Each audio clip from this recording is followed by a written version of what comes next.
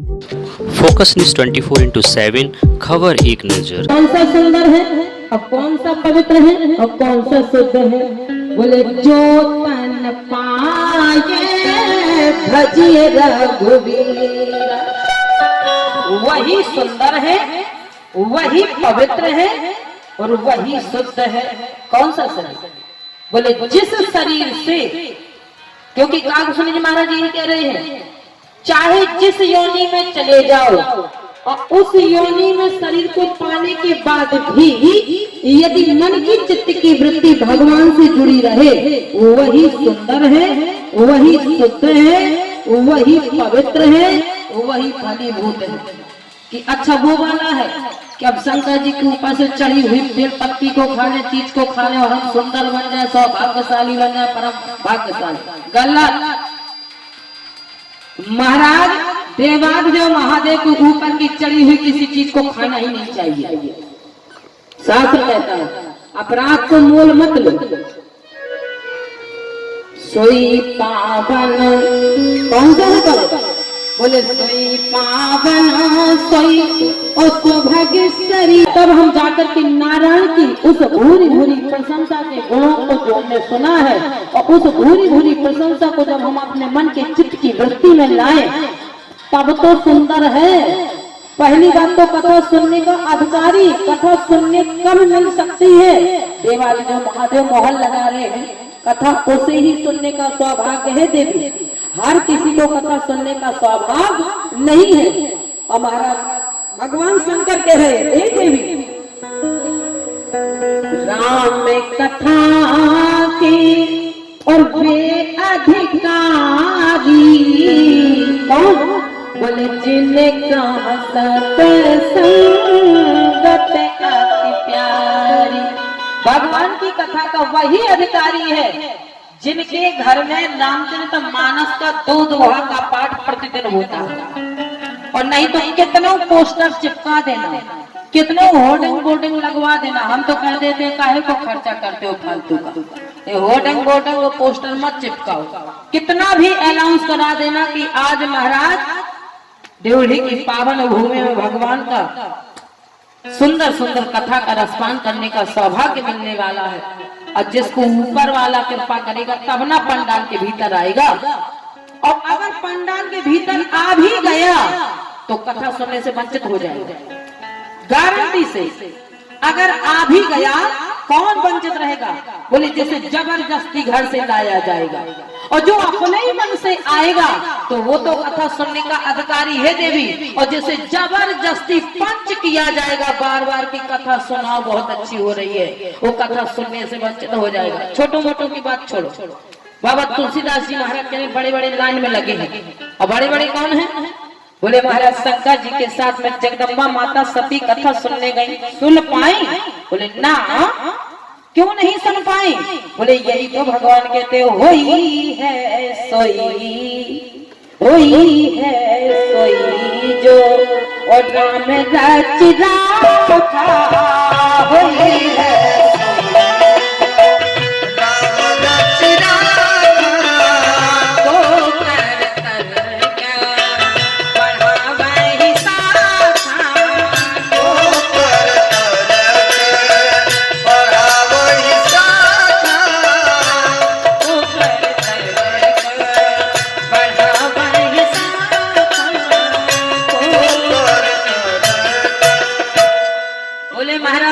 सुनने का अधिकारी देवी केवल वही है जिनके घर में रामचरितमानस कपड़े में बंध के न रखी हो।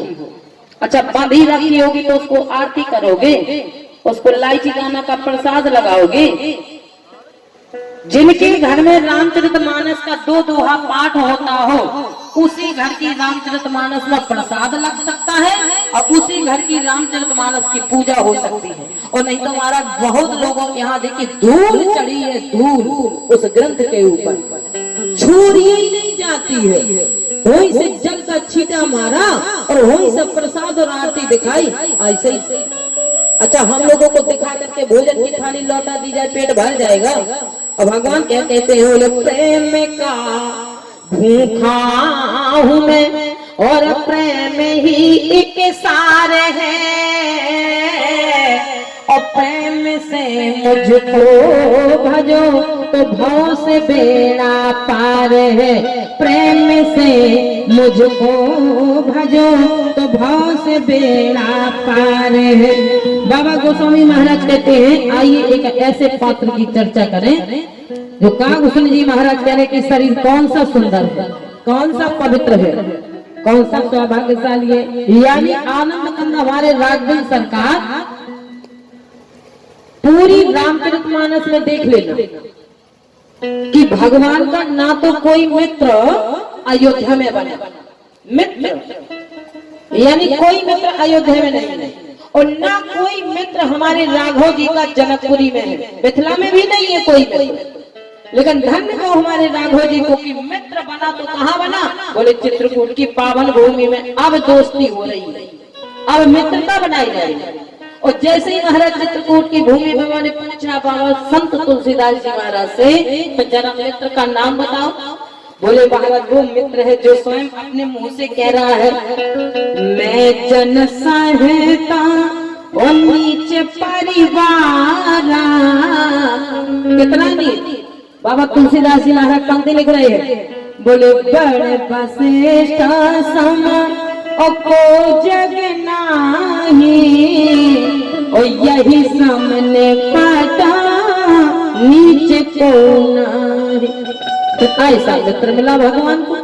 भगवान है किस पे महाराज अर्ज और गर्ज हो जाए, किस पर प्रेम विभल हो जाए, ये ठाकुर जी ही समझते हैं। उन्हें ना तो ऊंची जात से मतलब, ना नीची जात से मतलब, ना पढ़े लिखे से मतलब। महाराज भगवान तो केवल ये देखते हैं कि किस शरीर से भगवान को याद किया जा रहा है, वही शरीर में सुंदर मानता हूँ, चाहे वो पढ़ा लिखा हो, चाहे कोल भील हो, चाहे नीची जात का हो, चाहे ऊंची जात का हो। क्योंकि महाराज गोपियां कह रही हैं, बिक्रे तू कामा खिल गोप कन्या, बिक्रे तू कामा खिल गोप कन्या, राधे कम मोह बसाद वो।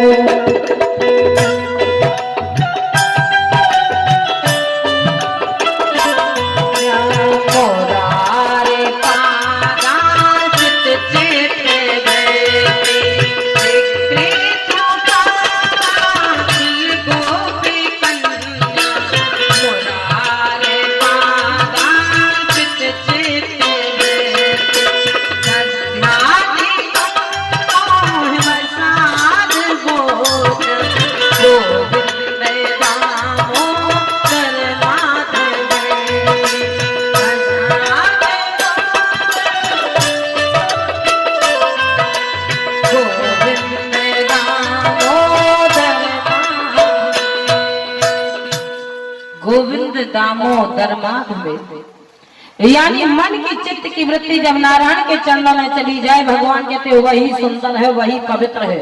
और जैसे ही संत तुलसीदास जी महाराज से पूछा कि ये कितना नीचे है, आप कह रहे हैं कि वशिष्ठ जी से बड़ा नहीं है कोई, और इसके बराबर कोई नीचा नहीं है। कितना नीचा है? बोले क्या डोम से भी नीचा है? हाँ। बोले डोम से भी नीचा है। बोले जा सुछाए छुई बोले डोम को केवल संसार के लोग कहते हैं नीचा, लेकिन वेद नहीं कह रहे हैं। और रामचरितमानस कह रहे हैं कि इसको तो वेद भी नीचा कह रहे हैं, इसलिए डोम से नीचा है। कितना नीचा है? बोले लोक वेद सारा भात नीचा, इतना नीचा। लोग बिछाए पड़ जाने पर महाराज जल को लेकर के सूची कर लिया जाता है, इसकी तो छाई लगते अछूत हो जाता है। तो बोले महाराज इसे संसार के लोग केवल डोम को कहते हैं, लेकिन महाराज इस नीच पात्र को तो भगवान बाबा गोस्वामी महाराज की पंक्ति में लिखा है कि लोक वेद सब, लोक वेद सब भात ही नीचा, लोक वेद भात ही नीचा, जा सुछाए छुई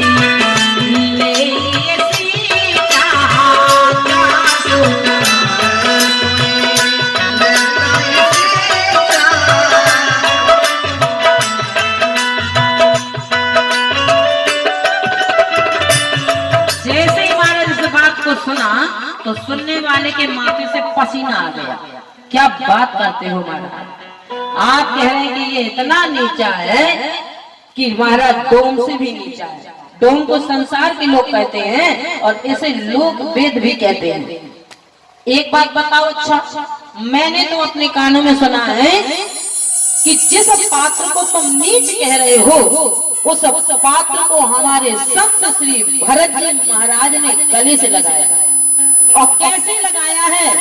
बोले महाराज जैसे ही भरत जी की दृष्टि पड़ी दौड़ के भरत जी गले में लग जाते हैं। बाबा संत तुलसीदास जी महाराज पंक्ति लिख रहे हैं, बोले भेटत भरत उतना है अति प्रीति और लोग सिंहाहे प्रेम की रीति। भगवान को प्रेम किससे? बोले महाराज वो छोटा और बड़ा नहीं देखते हैं, पढ़ा लिखा नहीं देखते हैं।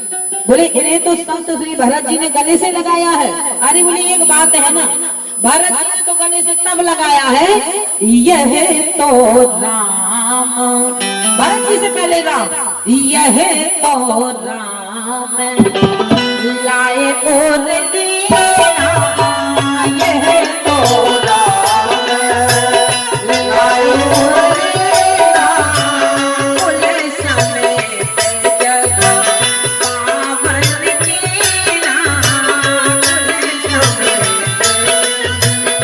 पावन कीना, यह तो राम लाए और दीना, यह तो राम लाए और दीना, बोले समेत जग पावन कीना, बोले समेत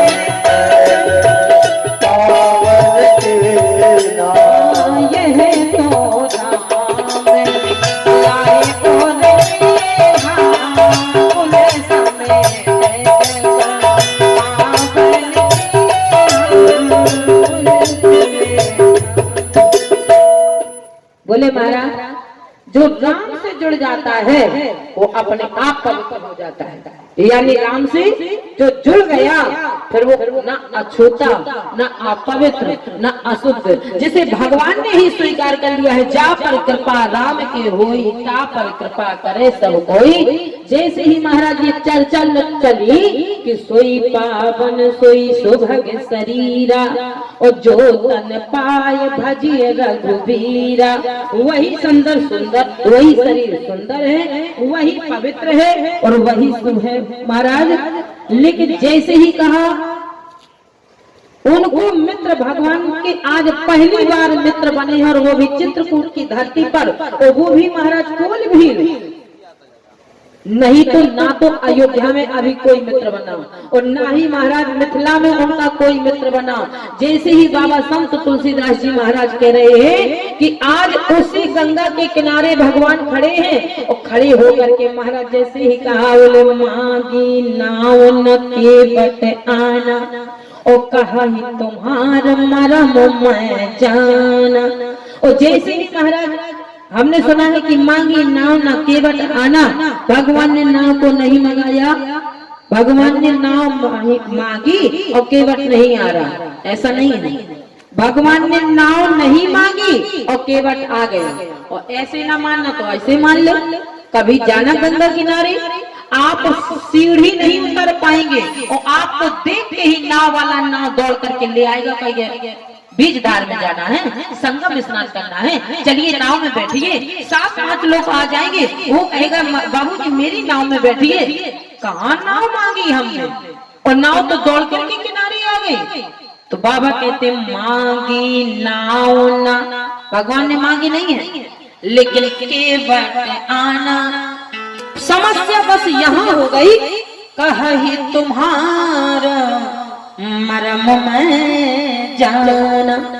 नाव तो लेकर के आया, लेकिन बोले भगवान हम आपके मरम को जानते हैं। आनंद कंद राघवेंद्र सरकार के माथे से पसीना छूट गए। क्या बात करते हो महाराज, हमारे मरम को बड़े बड़े लोगों ने नहीं जान पाया और तुम कहते हो कि हम तुम्हारे मरम को जानते हैं। कौन सा मरम? छुअत सिला भई नार सोहाई, और पाहन तेल काट कठिनाई। इस मरम को जानते हैं तो मतलब क्या होगा? बोले मतलब सरकार यही होगा, चाहते तो हैं जो आप चाहते हैं वो हम चाहते हैं। यानी महाराज अपने भीतर की इच्छा को भगवान की इच्छा से जोड़ दो, भगवान समझ जाते हैं। अगर ऐसा ना होता तो हमारी देवी माता सीता, जगदम्बा माता सीता पूजा करने के लिए गई गौरा जी की। अब पूजा करके महाराज बाबा कह रहे हैं, बोले खसी माल मूरत मुस्कानी, माला सर की और मूर्ति कौन सी मुस्कुराई? सीता जी की। सीता जी का मुखार बिंद मुस्थिल उठा प्रसन्नता से, जैसे ही मूर्ति से माला सर की और सीता जी प्रसन्न हो गई। अच्छा यही होता है जब हम पूजा करते हैं, अगर कोई फूल गिर जाता है, फल गिर जाता है, तो महाराज हमें ये लगता है कि शायद हमारी भगवान ने सुन ली। यही पता अनुभव लगा लिया जाता है कि माला अगर मूर्ति से सरक गई तो लगता है हमारे ऊपर भगवान प्रसन्न हो गए। यही सीता जी ने देखा, खसी माल मूरत मुस्कानी। तो बाबा कहते हैं कि प्रसन्नता का पता कैसे लगाया जाए? गौरा मैया के भीतर से आवाज आ गई, सुन सिय सत्य आशीष हमारी और पूज ही मन कामना तुम्हारी। सीता जी ने कहा इसे कैसे मानने की मन कामना? हमारी मन कामना पूर्ण हो गई, ये तुमने कैसे जान लिया? और अगर तुमने जाना है तो फिर एक बात बताओ, हमने वहां दो को देखा था, एक सांवले रंग के थे, एक गोरे रंग के थे। अब ये बताओ हमने सांवले वाले को पसंद किया या गोरे वाले को? गौरा मैया ने कहा अच्छा परीक्षा। सीता जी ने कहा ठीक समझा, परीक्षा ही ले रही हमारी। हाँ बदला, बोले बिल्कुल ठीक सोचा। बदला कब का? बोले हमने तुम्हारे पति के बदला लिया, परीक्षा लिया, तो आज तुम हमारी परीक्षा ले रहे। हाँ सीता जी के राम जी की परीक्षा हमने ली थी। हे खग मृग है मधुकर श्रेणी, तुम्हें देखी सीता मृग नैनी, तो अब तुम हमारी परीक्षा लेना चाहती हो। सीता जी ने कहा ये फाइनल डिसीजन करो, मैंने सांवले वाले को पसंद किया या गोरे वाले को? तुम्हारा सीधे गौरा मैया के भीतर से आवाज आई, मन चाही राजो मिलई सोबर सहज सुंदर सावरो करुणा के धान सुजान शील स्नेह जानत रावरो ये भाके गौर आशीष सुने सिया सहज प्रिय हर सिया तुलसी भवानी पूजे गुण मोदन मन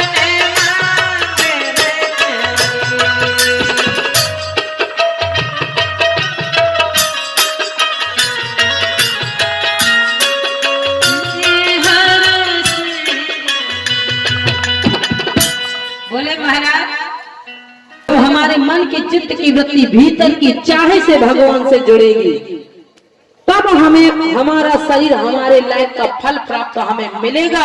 क्योंकि बाबा कहते हैं जो इच्छा करी हो मन माही, तो राम कृपा कछु दुर्लभ नाही।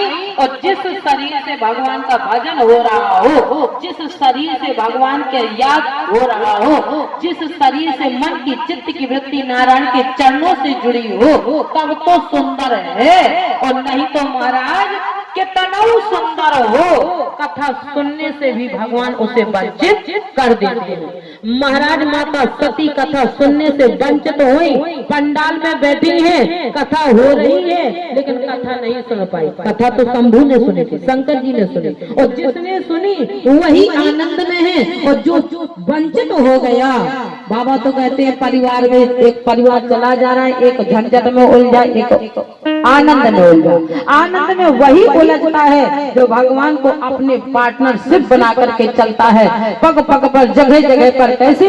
कदम से जब कदम मिलते उन्हें पग संग कहते हैं, कदम से जब कदम मिलते उन्हें पग संग कहते हैं। मिटा दे जो हजारों घर उसी को जंग कहते हैं।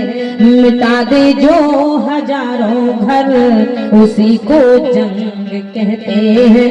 मिटा कर हर बुराई को बहाकर प्रेम की गंगा वो मिला दे सबको आपस में उसे सत्संग कहते हैं।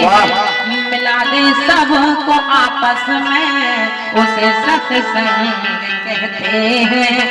आज महाराज भगवान गंगा के किनारे खड़े हैं और जैसे गंगा के किनारे खड़े होकर के महाराज का बस यही एक मरम है कि तरनी मुनि धरनी हो जाई बाट पर मोरी नाव उड़ाई।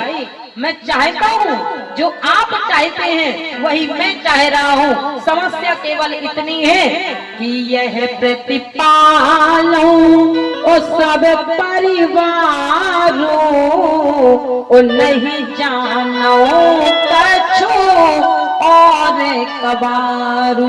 मेरे पास कोई दूसरी दुकानदारी नहीं है, मेरे पास कोई दूसरा बिजनेस व्यापार नहीं है। मेरे पास सरकार केवल यही एक रोजी रोटी चलाने का और परिवार निभाने का दुकान है।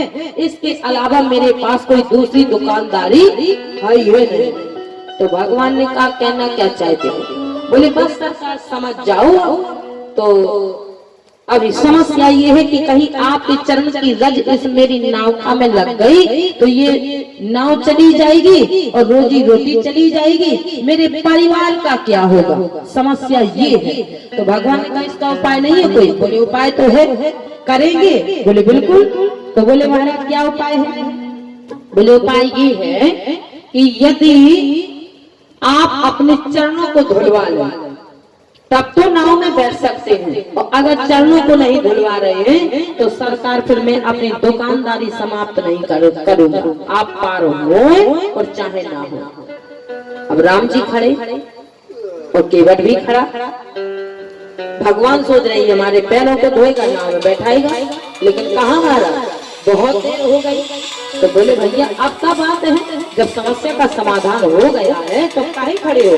अरे भले सरकार कैसी बातें करते हो, हमसे कहो ना कि हमारे पैरों को धो लो, तब ना धोएंगे। भगवान ने कहा ठीक, अब मैं से कहूँ कि मेरे पैरों को धो लो। हाँ ये तो बात सही है महाराज, अगर आप कहेंगे नहीं तो मैं आपके पैरों को धोने वाला नहीं हूँ। बाबा तुलसीदास जी महाराज से पूछा कि क्या राम जी ने कहा? हाँ। बोले केवट ने कहा कि जो प्रभु पार अवश्य चाहो तुम मोहे पद पादों में पाखारन कहो। कहो हमसे तब धोएंगे, ऐसे नहीं धोएंगे। फिर भगवान ने कहा, बाबा से पूछा कहा? बोले कहा। भगवान को कहना पड़ा। क्या कहा भगवान ने?